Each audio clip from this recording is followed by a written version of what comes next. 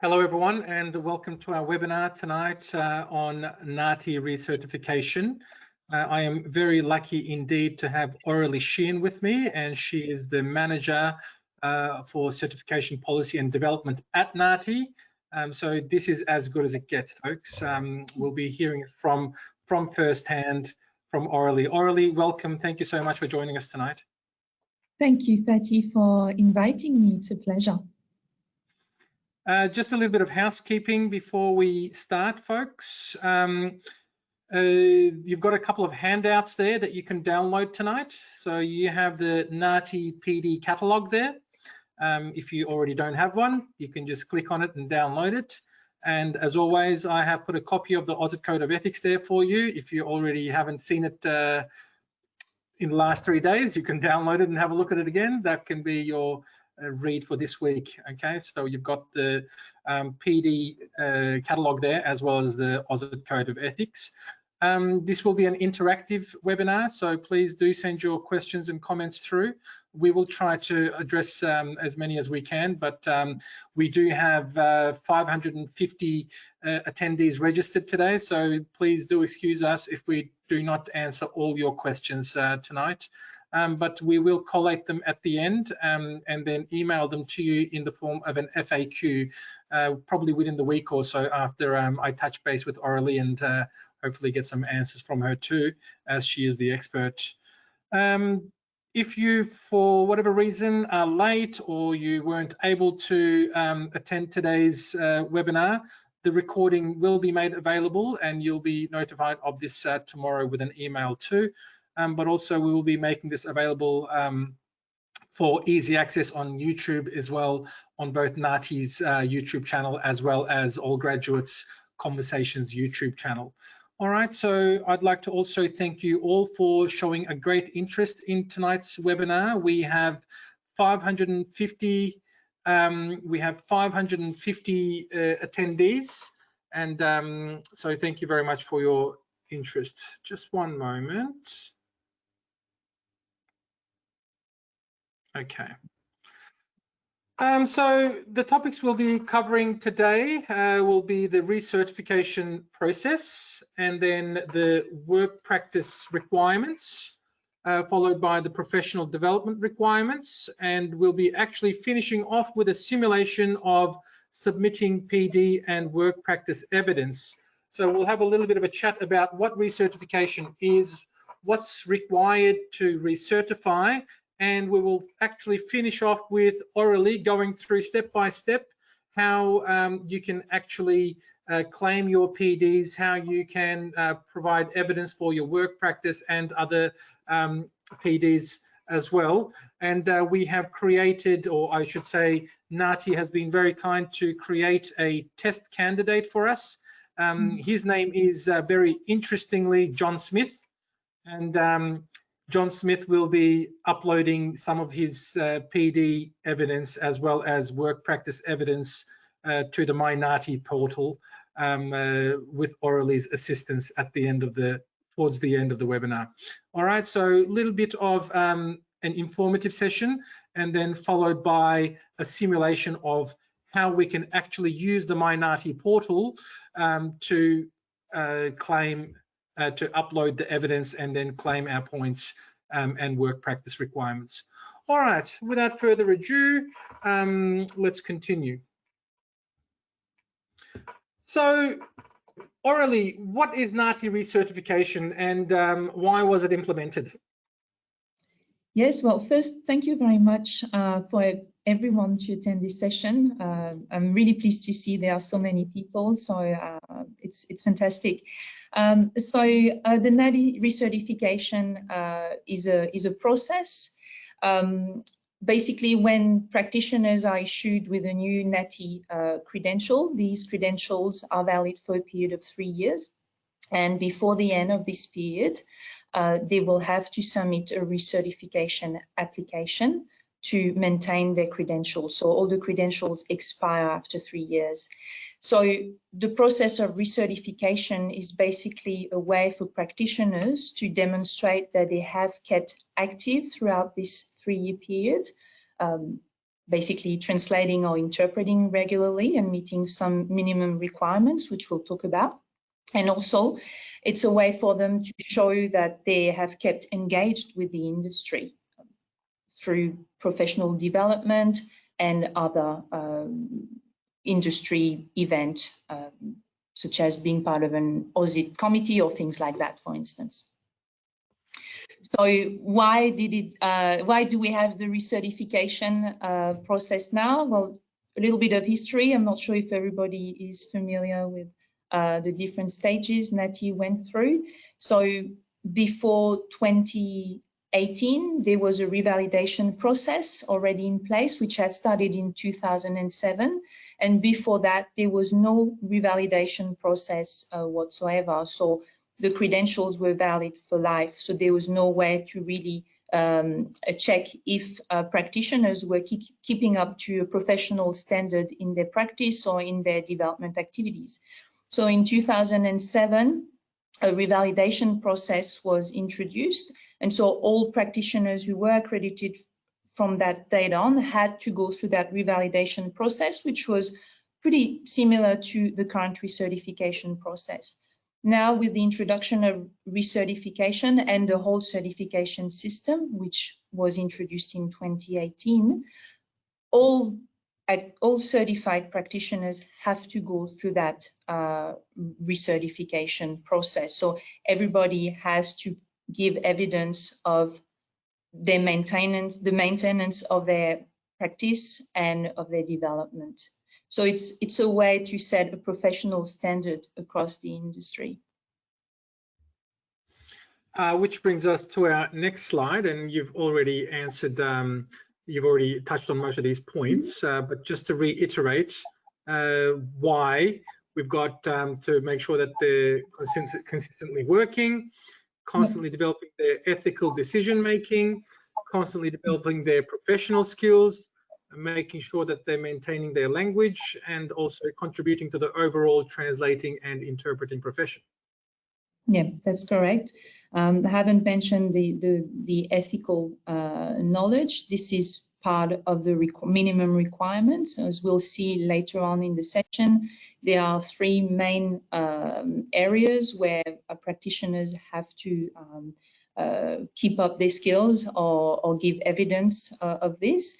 And one of them includes a subcategory, which is about ethics. So everything related to their knowledge of the Aussie Code of Ethics, or ASIA for sign language, or I mean, if they're based in New Zealand, it might be, it would still be the Aussie Code actually. So yeah, they still need to be engaged on that level as well, and they only need to provide really one activity for that category. And we said that practitioners need to recertify every 3 years, and the cycle you can see on your screen there as well.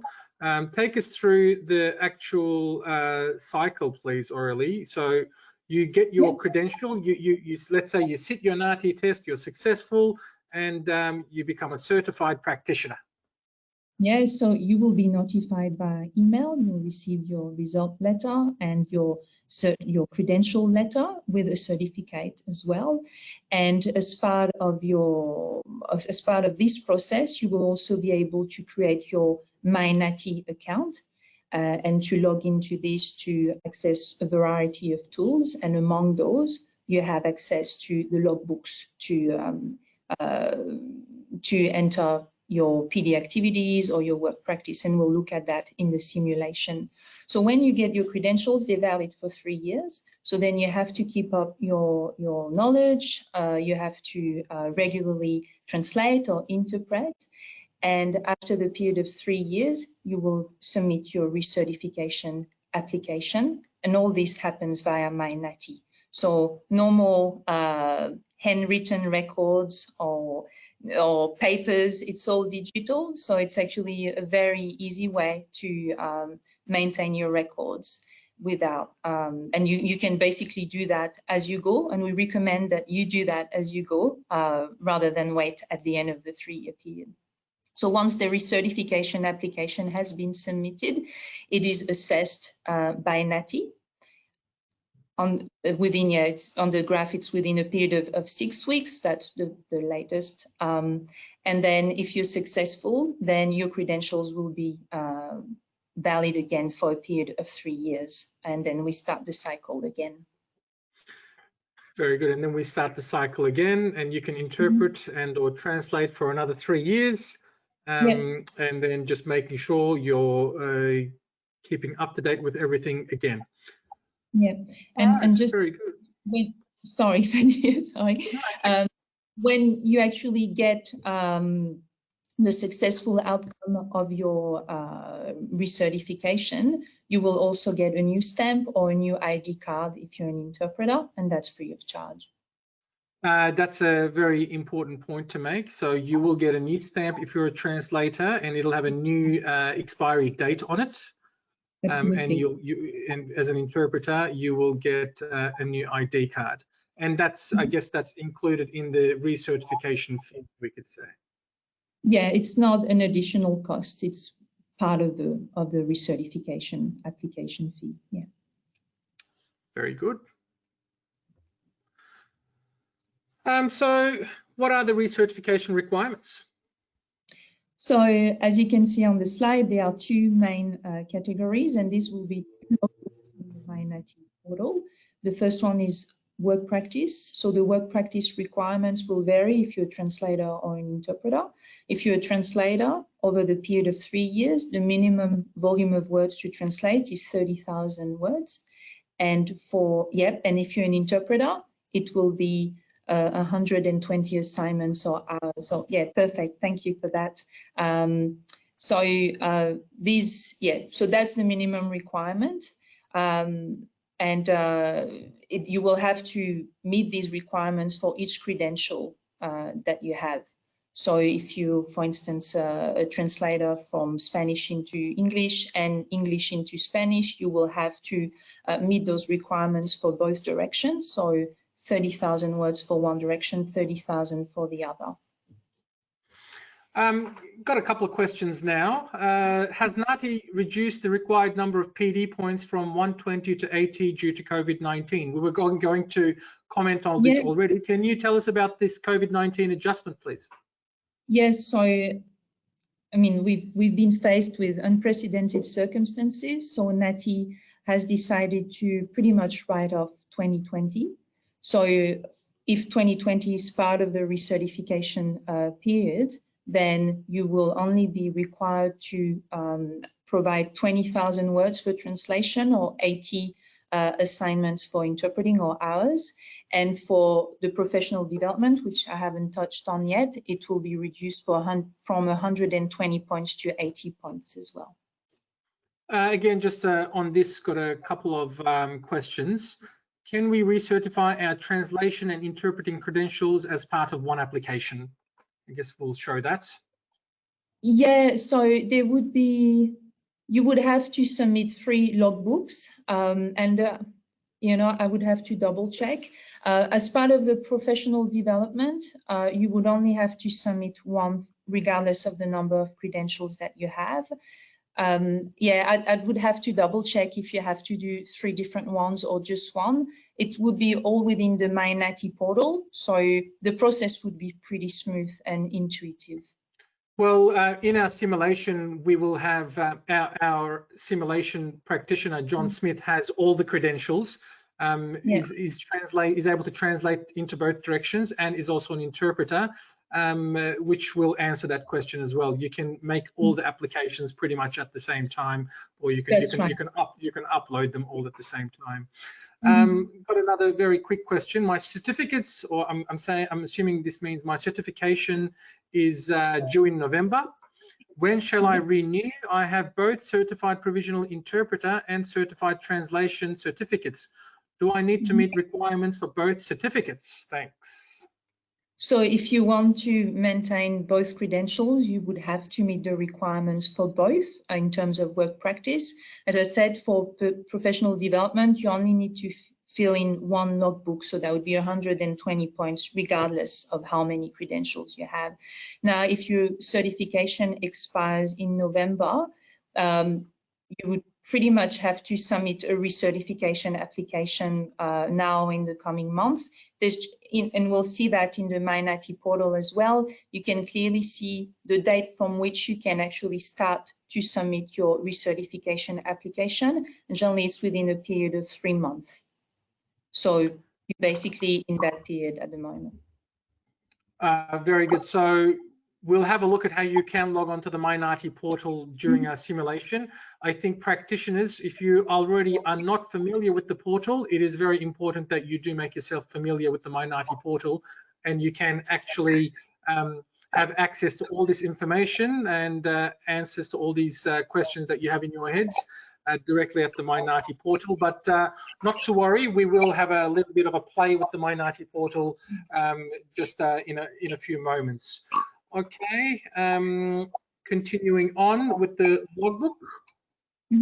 So the logbook, and again with the simulation, I think it will clarify probably lots of these points as well.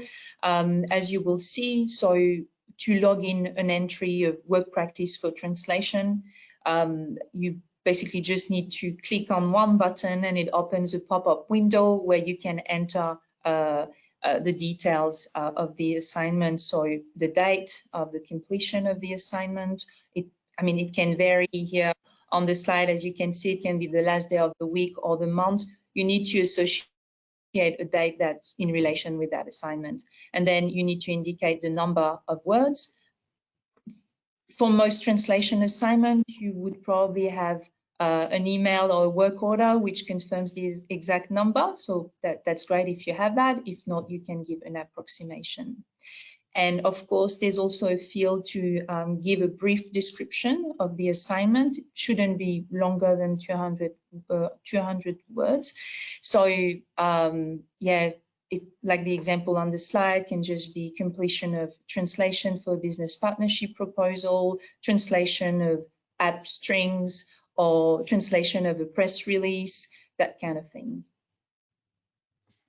And for interpreting, it's pretty much the same approach, except that you're logging in information about an interpreting assignment, and you won't indicate a number of words, but it might be a number of hours in that case. Yep, that's just there. I've got quite a good question for you now, Aurelie. Living in regional Victoria, I haven't been able to find any PD courses. The ones in the city are very expensive due to travel and accommodation. Is there any consideration for regional interpreters and translators? Yes. So if, for instance, you are not able to provide enough evidences of your professional development or your work practice, what we recommend is that you still submit an application so we can assess it on a case-by-case basis. There may be extensions granted based on that. Now, if you can't find any professional development activities, face-to-face activities, you can also look at webinars or anything that's available online in Australia and outside Australia that would be absolutely considered as a valid activity. We're going to have a look at what kind of activities can be actually used for PD. So, you know, you don't necessarily have to access face-to-face PD opportunities if you're in regional Victoria, especially due to COVID-19. Yeah. As you can see tonight, almost all of the PD has become online, especially if you go onto the Conversations website. There's a lot of webinars there. We'll also be introducing courses very soon and upcoming webinars. And I'm not afraid to say that there's also AUSIT website as well that you can access webinars for interpreting and translation. So, you know, if you wanted to access PD activities and events, you can actually access quite a lot these days online, whether it be live or on demand. Yeah, I'm also thinking of, you know, even outside Australia, there are lots of translators and interpreters community websites which offer webinars as well. Or even if you use CAT tools, all the biggest providers would you know, have webinars about this as well. So the choice is really broad, and yeah, there are lots of different ways of doing training. Definitely. I for example, I watched about a 60-minute video on a CAT tool the other day. It was their instruction video on YouTube, and that could be claimed as PD, couldn't it? Absolutely, yeah. And that was free of charge. So there is quite a lot out there for regional practitioners. All right, just continuing on from this slide. Within regards to reference letters, like how can interpreters and translators provide work practice evidence with reference letters? Yes, absolutely. There are different ways of doing it. I guess if you're a practitioner who works on an ongoing basis with a particular employer, or you're an interpreter in a hospital on a weekly basis, you can certainly ask for a letter of reference from your employer or your main client, highlighting the volume of work that you've done during your recertification period, but also clearly indicating the language combination or direction you've been working in as well. So that's valid for both translation or interpreter. So sometimes if you're very active and you work mainly for one employer, you might be an on-site translator, for instance, for a company, you might just need one reference letter to meet all your requirements. So it's a very effective way to log in, you know, your work practice. You might just need one entry and reach already the 30,000 minimum. Again, we'll show that in the simulation. For example, if you're working for an agency or you're working as an in-house interpreter translator, all you need is a reference letter from your employer or agency. And those of you that are working for all graduates, you'd be able to automatically download this letter from the interpreter's mobile app when your recertification time approaches, I believe, because as a practicing interpreter, that's what I did. I downloaded it from the interpreter's mobile app, which was pretty easy. I've got another question here. Yes, please. Oh, sorry. I just wanted to add on this. We've mentioned letter of references from employers or agencies. A letter from your accountant might as well be, you know, a valid evidence if you can't have anything else, and that's something you can provide. That would also be considered. I've got a question here. What about voluntary work without pay? Yeah, that's fine too. Again, you would need to be able to prove what you've done. So depending on the voluntary work that you do, if it's volunteer translation through, you know, a platform, they might be able to provide you with an email that you've received for that particular assignment, or you might be able to get a certificate from them or even a letter. Now, if you don't have anything to back this up, and for instance, you've been doing voluntary interpreting for a community group and you don't necessarily have a document you can add to your logbook, you could also ask your community leader to write a letter to explain that you've been helping out with interpreting on a voluntary basis. That would be a relevant evidence as well.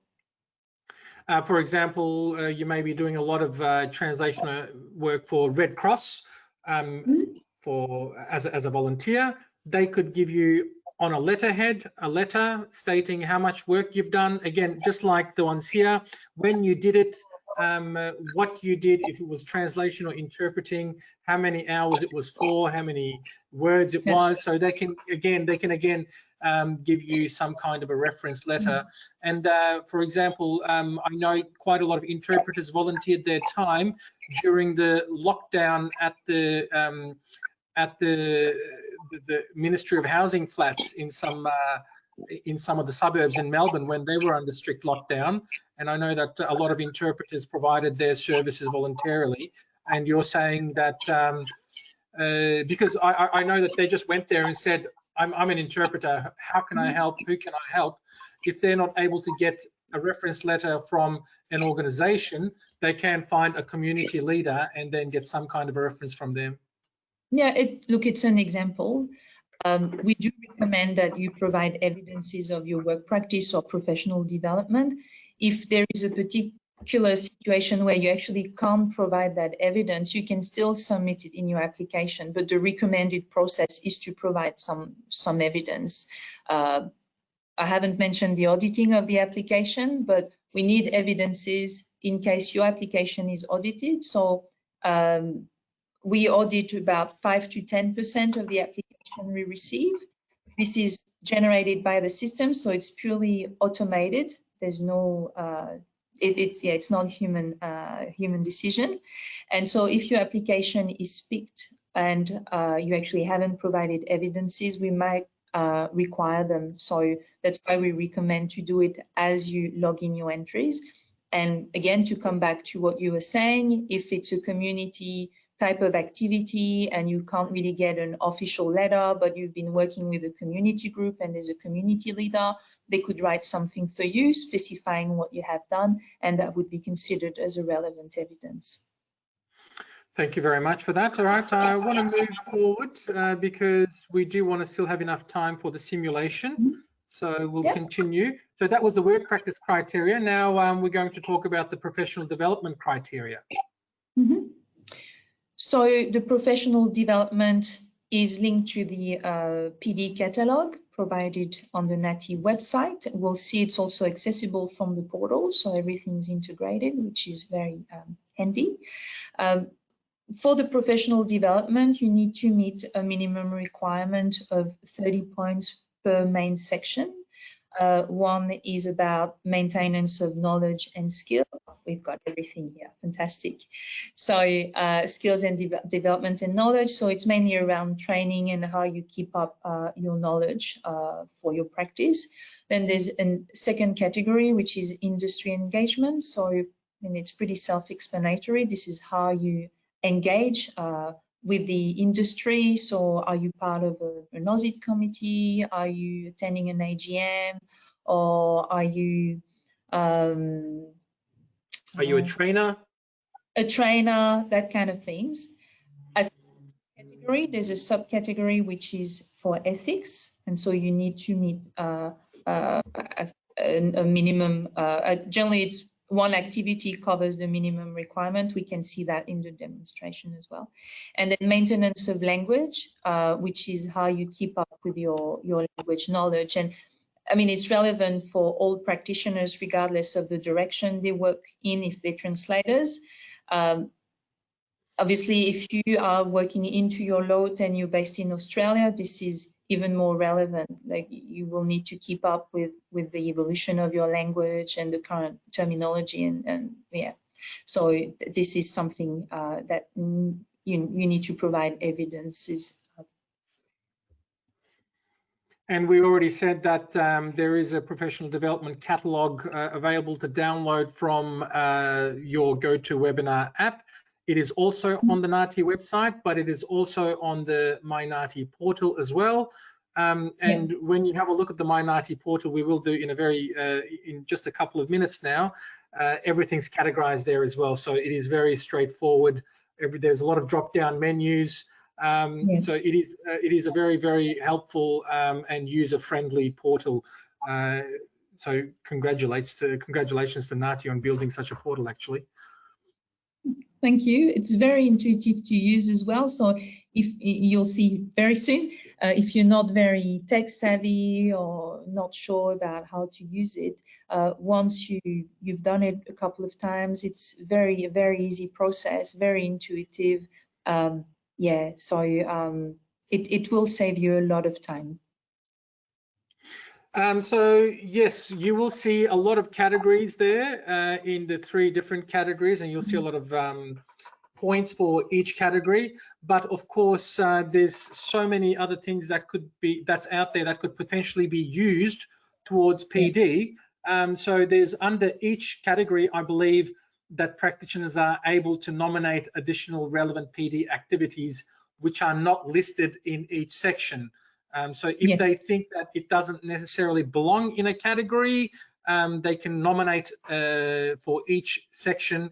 If we have a look, it's under 1.11, 2.16, 2.21, and 3.13, for each of those categories we just mentioned, they can actually nominate another category in that section.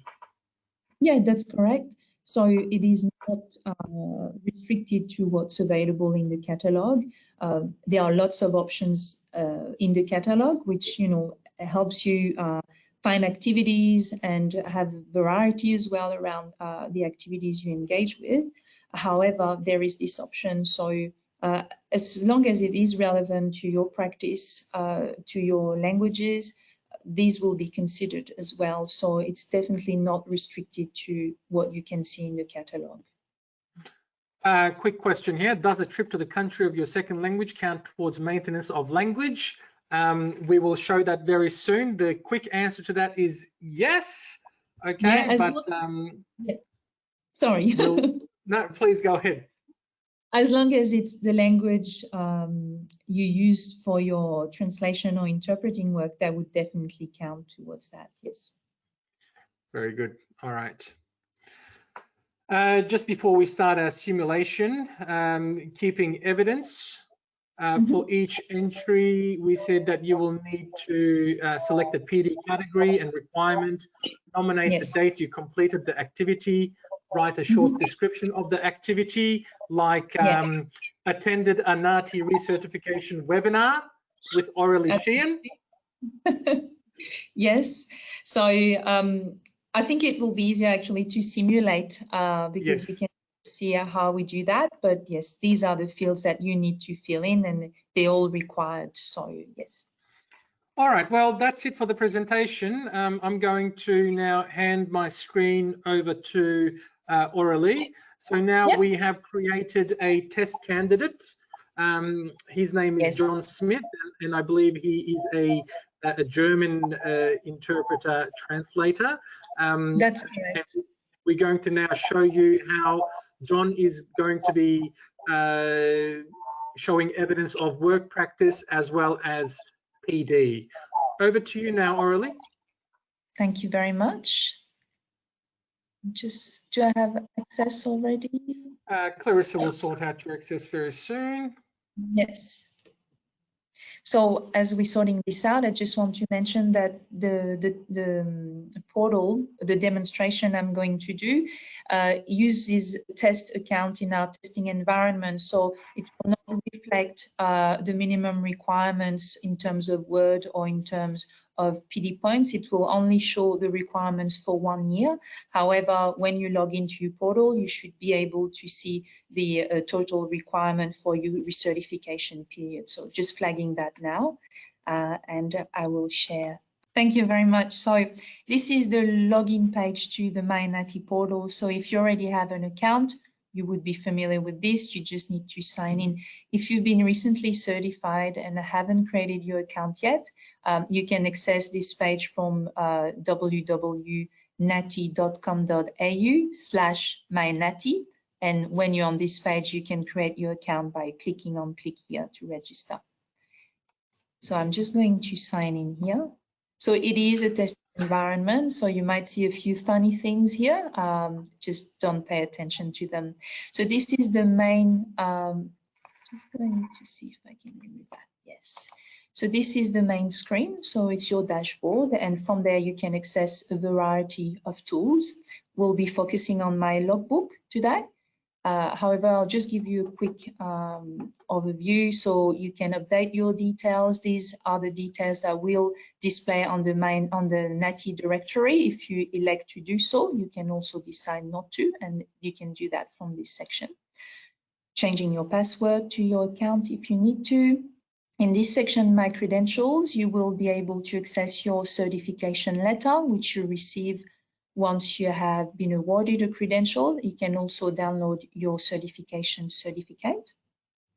So Aurelie, let's say someone wanted my credentials. I was applying for a job and I wanted an electronic format of it, or I kind of lost my certification. So that's where I would access it? You would access it there. If we have time at the end of the session, I can demonstrate. But basically, you can just see your credentials and then download them directly from there. So it's very easy to access Magnificent. them. Now, if you've just sat a test or you have submitted an application to sit another certification test, you can manage that from here, like selecting a date for your test, or here you can access your results as well.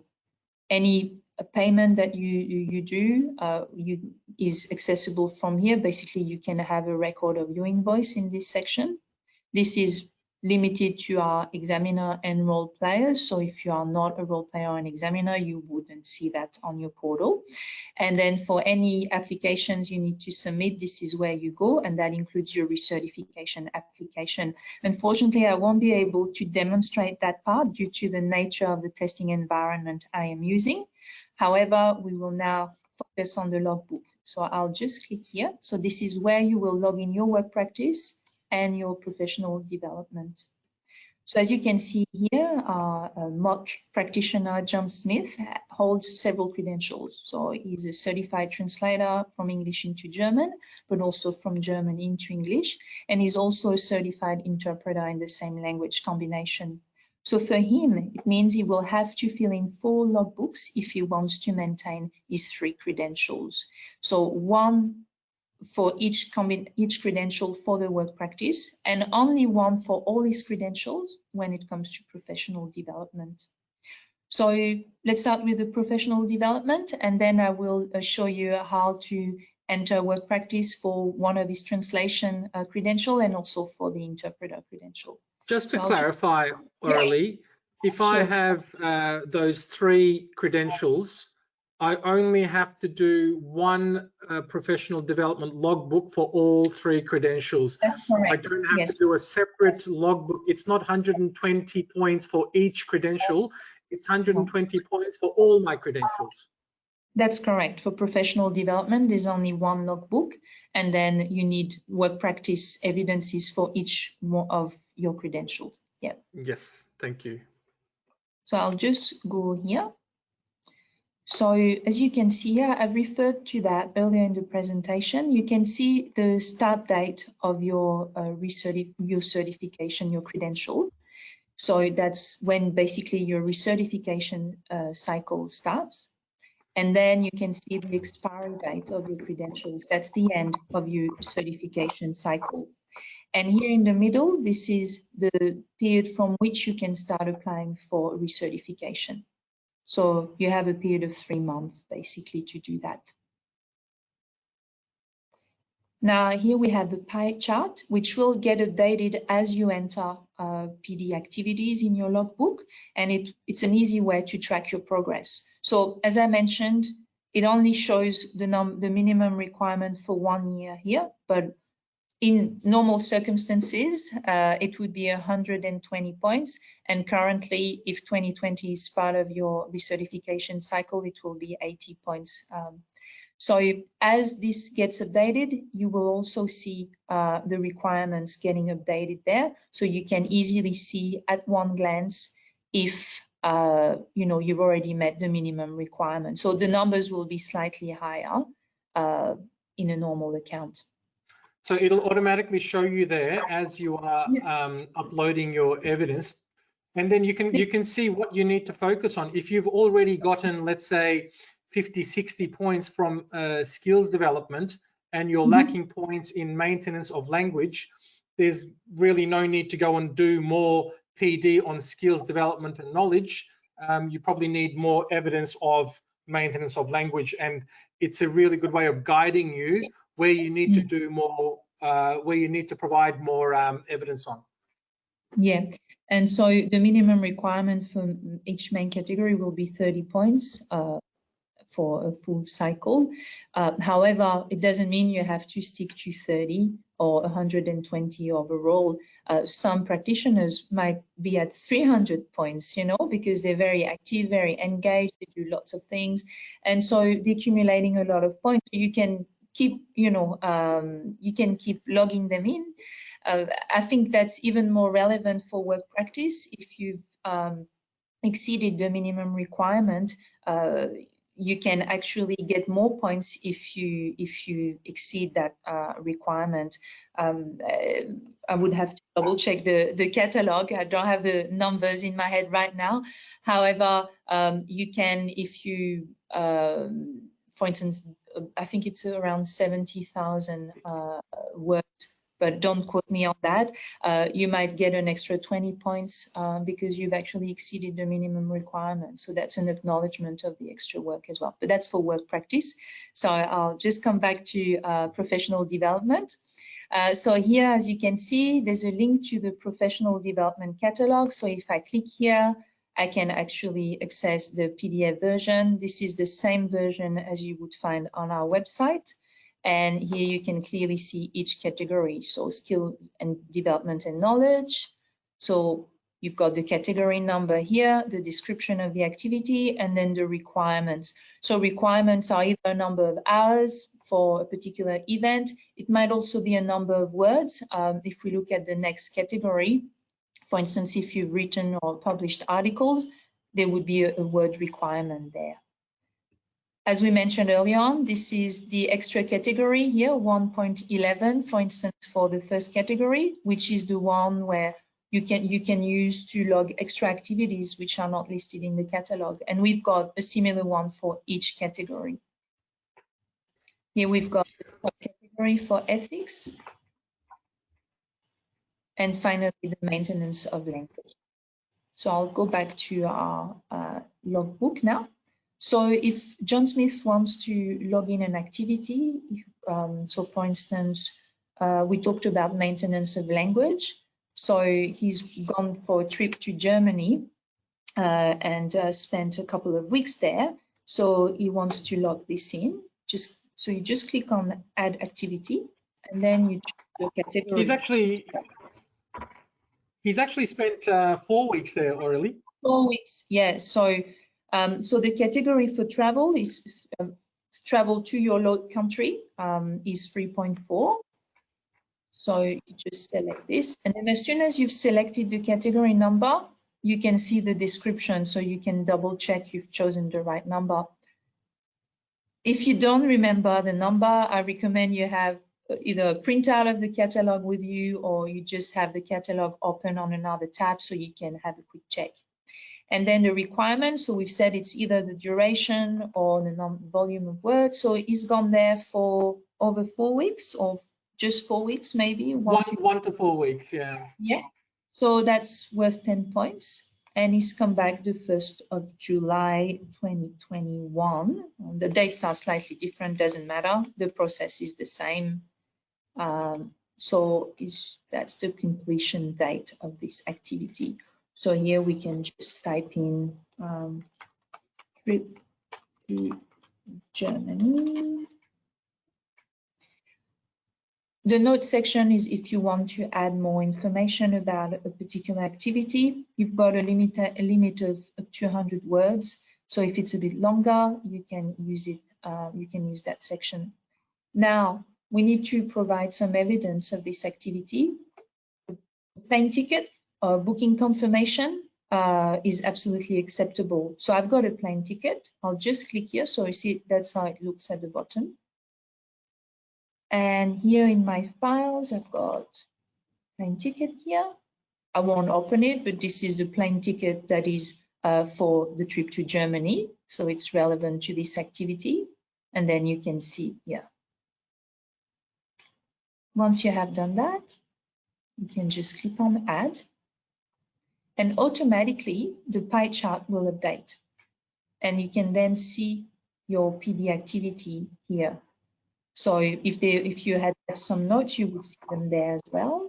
You can decide to edit this activity or delete it if it's actually the wrong activity, for instance.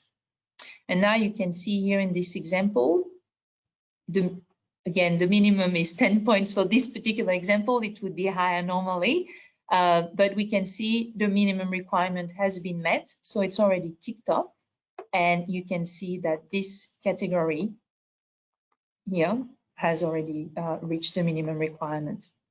Now, if you had more points, it would keep updating the total here. and that's absolutely fine as well.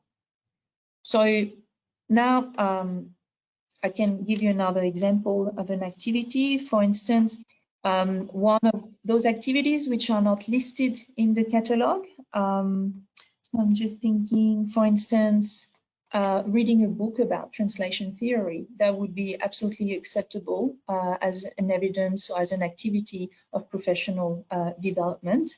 So John has actually read a book on German translation practice, and so it would fall under the first category because he's maintaining his knowledge and skills.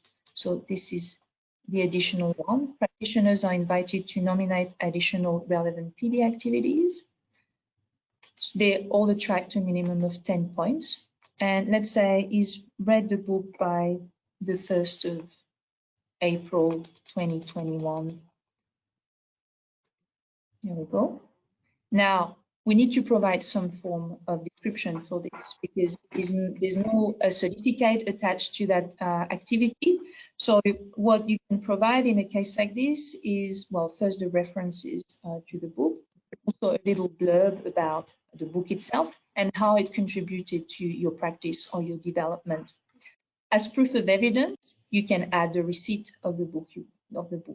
So I'll just demonstrate that. So I've got it in a Word file. So I'll just actually open the file this time because I'll have to do a bit of copy pasting to meet the number of characters. So here we go. So the book is looked at is Thinking German Translation, a course in translation method. So I could add this to our activity description. So I could put read and then paste the references. I might want to format it a little bit. And then I will add the blurb and the explanation in the notes because it's a little bit too long. So this book is a practical course in translation for advanced undergraduate students, etc. So it explains what it's about. And then here there's a comment by the practitioner. This book was very useful to help me refresh my knowledge of some translation techniques and refine my approach in my day-to-day translation work while keeping abreast of the latest translation theory. I've been referring to it regularly. I'll just show you if I was actually pasting everything, pasting everything in here, I would get an error message. So it's actually 200 characters, not 200 words. I think I said 200 words early on, it's 200 characters. So because you can't do that, then you can use the note section. I'll just remove that and then put it here. Now, we still need to provide some evidence. I have a fake receipt and I'll just add it. So would be, you know, a receipt from a shop, basically, showing that you have purchased the book with the date as well. I mean, all activities should fall within the recertification period. So it has to fall within time. So the dates should match your recertification cycle. And here we go. I've added this activity here. It's attracting 10 points. We can see the notes here in this section, the references to the book. And again, the pie chart has updated as well. So there was skills, development, and knowledge. Again, in that particular example, we've already met the minimum requirement. The number would be higher normally. But as you can see, it's already ticked off. So now you can see which other activities need to be done. Just before you move on to the next evidence, got a couple of questions, Aurelie, if you don't mind. Sure, absolutely. Must evidence be produced for each activity, like reading a book, listening to a radio broadcast, etc.? I think that's a yes. That's a yes, it's recommended. If you don't have an evidence, as I explained earlier, it's okay to log in the activity. However, if there are not enough evidences of your practice, NAATI may require you to provide with the evidences, or if your application is audited, you will also be asked to provide evidences. So the recommended process is to provide some form of evidence at the time of logging in the activity. Again, another question, how long does assessment take once application for recertification has been submitted? I think we already said that takes up to 6 weeks. Yeah, Yep. That's the average duration. The PD points can be at any date covering those 3 years. Let's say there weren't many PDs earlier on in the 3-year period, and then there was much more towards the end. It can be at any date during those 3 years, right? There are minimum requirements per year. We're looking at, in average, 120 points is the total, and we would be looking at 40 points a year. However, if it's not feasible and you've got more points in 1 year, that would be fine. Like, we would definitely consider on a case-by-case basis if there was really something that you haven't met. But if the number of points is reached, that shouldn't be an issue. So yes, averaging 40 points for PD, let's say, and you should be aiming at that, because let's say you haven't done anything for the first 2.5 years, and then all of a sudden you have 3 months left to do 120 points worth of PD. So first of all, it might not be available, and secondly, it might even be too costly, and you might not even have enough time to do them. So I guess best to really spread it out over the 3 years. Absolutely, and also it's better to maintain your skills over time rather than condense everything at the end of your cycle. The idea of the recertification process is to maintain a professional standard of knowledge of work practice. So that's why we've got minimum requirements per year. And that's the recommended approach again. Now, as I said, on a case-by-case basis, there may be considerations around that. Yes, thank you. Okay.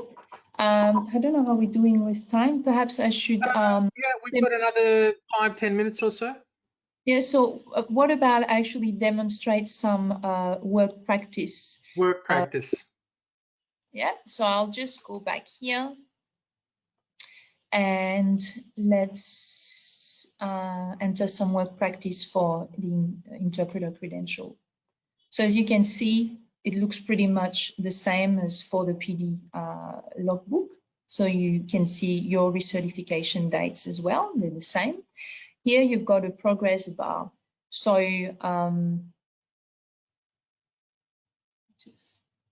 so we're looking at an interpreter credential. So it shows a number of assignment or hours. The requirement is 4 per year. For over a whole period would be 120. And so as you log in work practice, you will see progress on this bar as well. So it updates automatically, just like the pie chart. So I will go straight into add work practice. So the look is the same. So you need to add the date of the assignment. So here, let's say, which one did you want? I'll tell you. I was thinking of the letter. I think it's the recertification letter. So for instance, let's say 15th of June, 2023.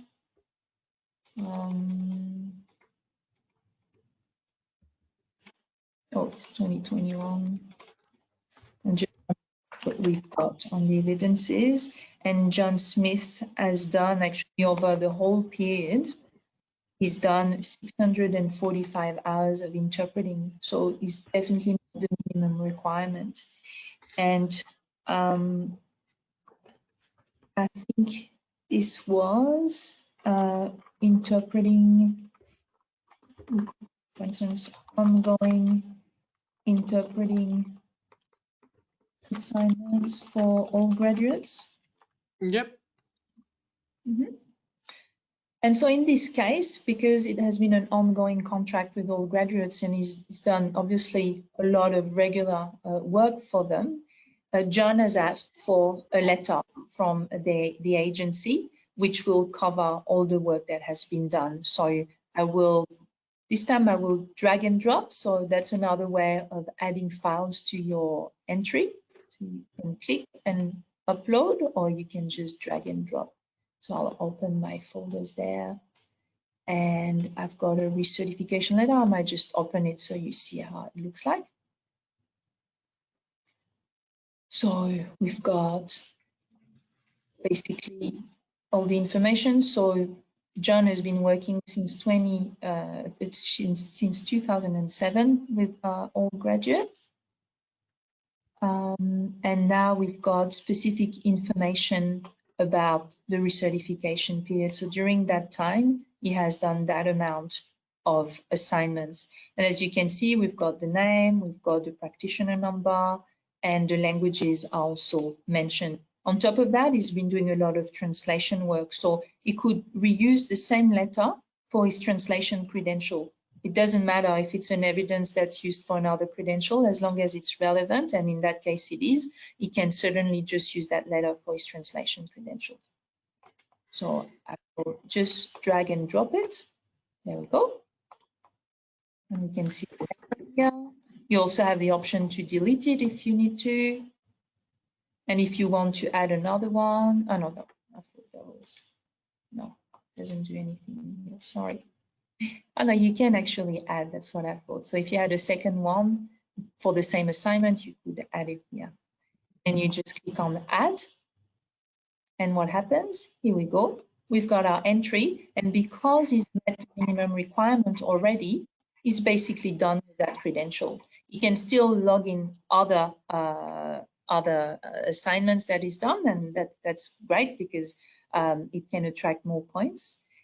But basically, the whole progress bar is already full. I think it's quite important to point out here, if you're a prolific practitioner that does work a lot, and in this case, John has done 645 hours over the 3-year period.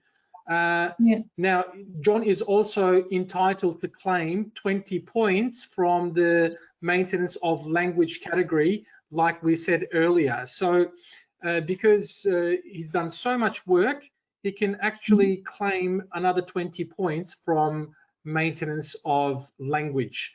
And he can use the same letter as evidence, right? Yes, that's right, for translation. And so I'm just looking at the catalog. So that would be the category 3.2. And for instance, if you interpreted over 250 hours, or you've done more than 250 assignments, then you can claim 20 points indeed.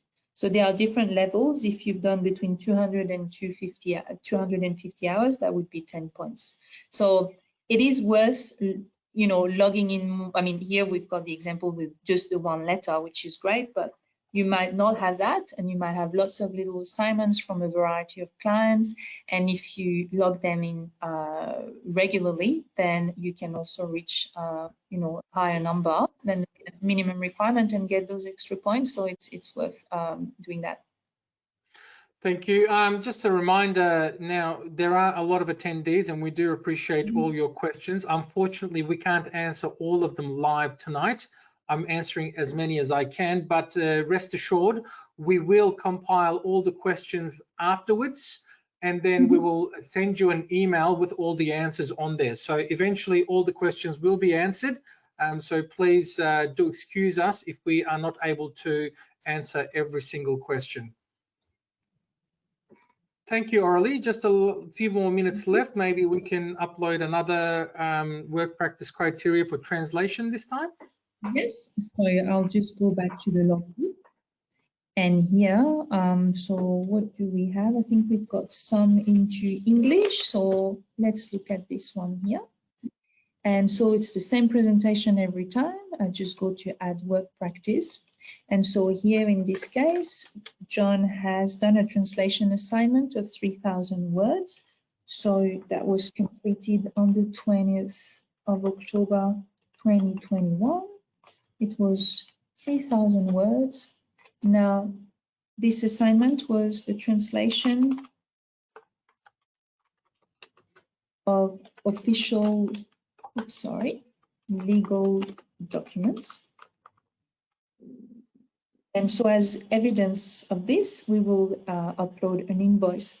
Something I haven't mentioned during the presentation is that you shouldn't really upload anything that contains confidential information, such as an actual translation of the work you've done.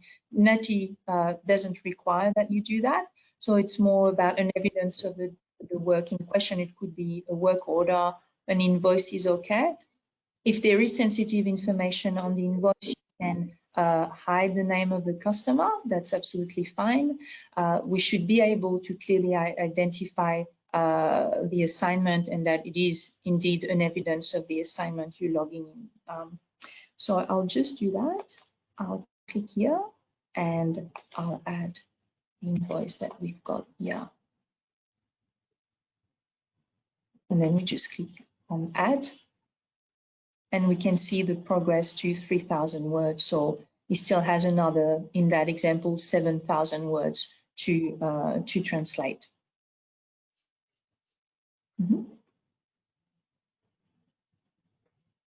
So the process is the same, basically, for each assignment.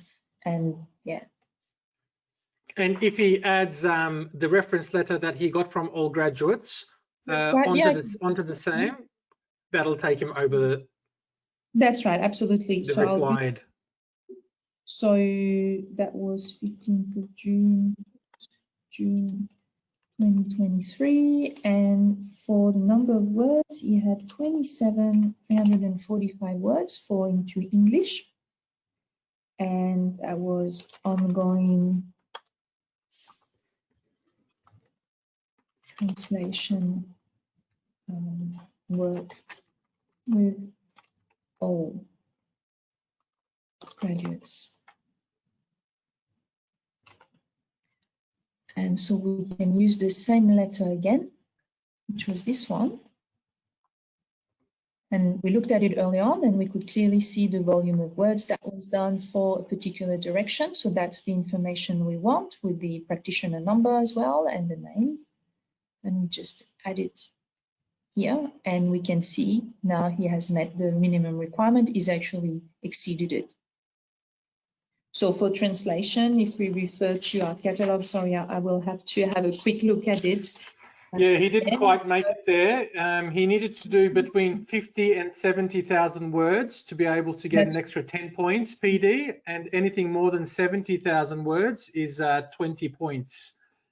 So didn't quite make it there for translation for the extra PD points. That's right.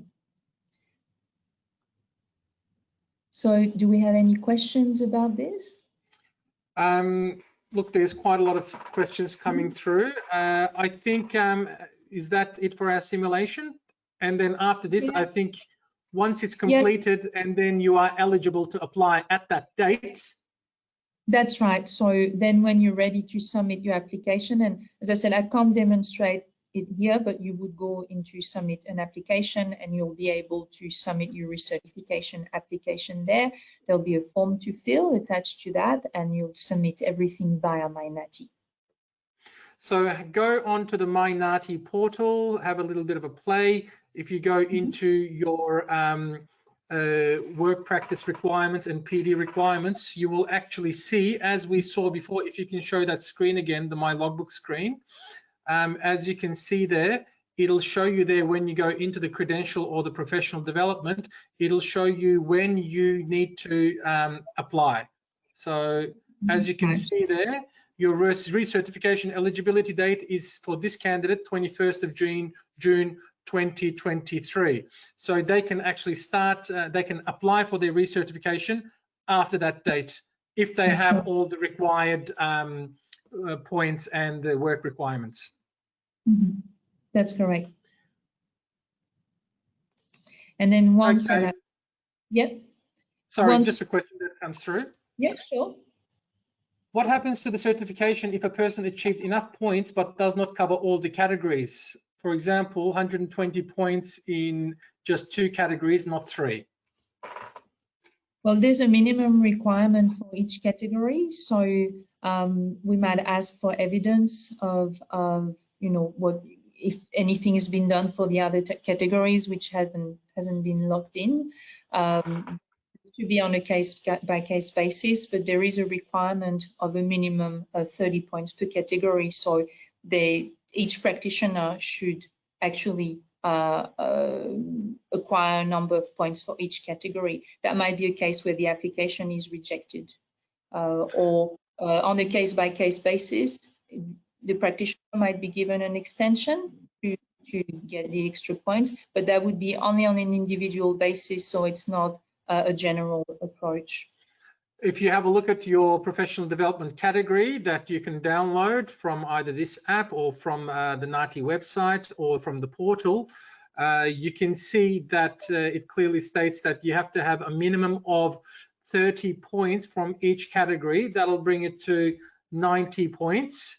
And then you can just make it up from whichever category up to a minimum of 120 points. But you do have to reach a minimum of 30 points from each category. So you can't have 300 points from industry engagement and you only have 10 points from maintenance of language. It doesn't That's really right. kind of say, but I've got so much from here, can you just let me get away with 10 points from here? I don't think it works that way, right? No, you have to meet the minimum requirement of 30 points. Yeah. And also a comment for you, Aurélie. Great insight into the NAATI portal. Thank you. Thank you very much. Is there anything else we need to demonstrate, Aurélie, you think? Well, I suggest you look into my credentials. Once you've got your credentials, let's see if it works. Yes, so this is how it looks like. So when you have active credentials, you'll be able to see them in that section, and you can download the documents that are related to a particular credential. So for instance, you can download your certification letter, which you get either once you've just passed your test or once you've recertified, and then you get also your certificate. So I'll just open those. So the certificate looks like this. So you can clearly see your recertification, your certification period or your credentials validity period, and for which direction. And the letter would just basically say that you have been awarded the credentials, etc. I'd like to take this opportunity to thank you and your IT team who have been so kind to create this test account for us. I think it makes it very easy and accessible for our practitioners to now really know and understand what needs to be done to be able to recertify. So really thank you for putting in the time and the effort. Thank you, my pleasure. I hope it's been helpful, and yeah, I'm looking forward to look at the extra questions we might not have been able to answer today, and always happy to help. Well, thank you very much for having me. Thank you. Just one last question that just came through. What's the cost for recertification? So at the moment it's $99, and that's part of the special circumstances we living at the moment. The standard fee is $198 otherwise. Okay, well, good. You get a COVID-19 discount of $99. And we said that within that recertification fee, you have your stamp. So your stamp is given free of charge if you're a translator, and you also get your NAATI ID as well. Yes, if you're an interpreter. So for translators, the stamp, and for interpreters, it's the ID card, and you have your certificate and your letter on top of that, which is accessible from your portal at no extra cost. Like the certificate doesn't cost extra. Again, thank you very much, Aurélie. Interpreters, translators, thank you so much for attending tonight in such large numbers. I hope that we were able to shed some light on your questions and your inquiries. We have been getting a lot of inquiries about how to recertify, how to claim PD points. So I hope that this addresses all those questions and concerns. This video will be made available to you. You will get an email pretty soon, I think tomorrow or within the next 48 hours or so. The video will be made available to you. So if there's any points that you want to go back and re-watch, if you wanted to do a little bit of a recap, it will be made available for you, and also it'll be made available on the NAATI YouTube page, as well as the Conversations All Graduates YouTube page, which you can subscribe to and get a whole bunch of TNI related resources there. Aurelie, thank you so much again for your time. Thank you for having me. And thank you very much, interpreters and translators out there. Please remember to stay safe and take care of yourself and your family, and all the best. We hope to see you in the next webinar. Thank you.